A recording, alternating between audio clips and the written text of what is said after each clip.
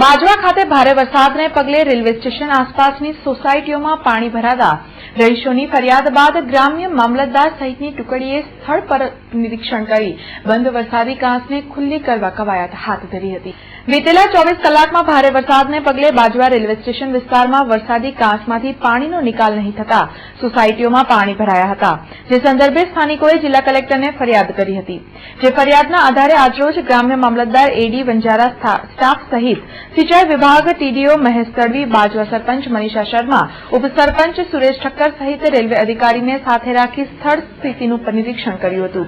અને વરસાદી કાંસ ક્યાંથી બંધ થઈ છે જે શોધી તેને ખુલ્લી કરવાની કામગીરી આરંભી હતી, જે સંદર્ભે ગ્રામ્ય મામલતદાર એડી વંજારાએ માહિતી આપી હતી। રેલવે સ્ટેશનના આસપાસના નાળા નંબર 604 માં અને એની ઇનલેટ અને આઉટલેટ બે બાજુ પાણી ભરાવાના પ્રશ્નો ઉપસ્થિત થવાના ફરિયાદ ગઈકાલે રાત્રે અમને મળેલ હતા અને એ બાબતે પાણી ક્યાંથી આવે છે અને અટકેલ છે અને નિકાલનો પ્રશ્ન પણ ક્યાંનો છે એ જોવા માટે સ્થળ વિઝિટ આજે અમે અમારા તમામ તંત્રના અધિકારીશ્રીઓ સાથે લઈ અને આ પ્રશ્નનો તાત્કાલિક ધોરણે નિકાલ કરવા સારું આજની વિઝિટ કરેલ છે। કારણ એવું હોઈ શકે કે ક્યાંકથી કોઈ ડ્રેનેજ અટકાવી દીધેલું હોય એના લીધે થઈને પાણી જમા થયેલું દેખાય છે।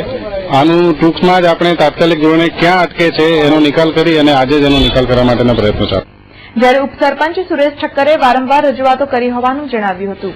લોકોની રજૂઆત છે એમાં થોડું ગવર્મેન્ટનું મિસમેનેજમેન્ટ છે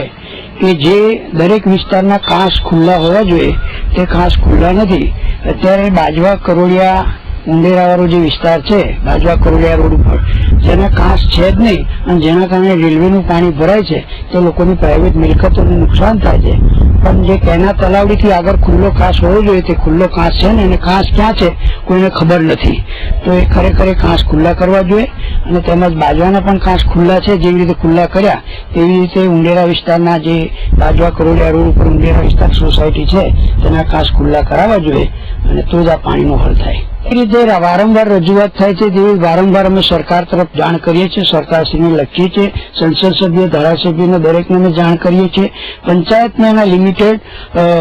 એ માપભૂત ધોરણ હોય છે કે એને સરકારી કાંસની અંદર સિંચાઈ ખાતાએ તેમજ કલેક્ટરે કે જે તે અધિકારીઓ કામ કરવાનું હોય છે, પંચાયતને એમાં કોઈ સત્તા હોતી નથી। દબાણમાં તો દબાણ શાખાએ દબાણ દૂર કરવાના હોય છે, પંચાયતે કરવાના હોતા નથી, તો એ લોકોએ જે કરવું જોઈએ અને સરકાર તરફથી જે કઈ અધિકારીઓની નિમણૂક થઈ હોય કે જે કહ્યું હોય એ લોકોએ કરવું જોઈએ, જેના કારણે પબ્લિકના પ્રશ્નો સોલ્વ થઈ જાય। ત્યારે ટીડીઓ સાહેબ છે, મામલતદાર સાહેબ છે, સિંચાઈ ખાતાના અધિકારી છે અને રેલવેના અધિકારીઓ છે જે રેલવેમાં પાણી ભરાય છે તેના કારણે તે લોકો આવ્યા છે।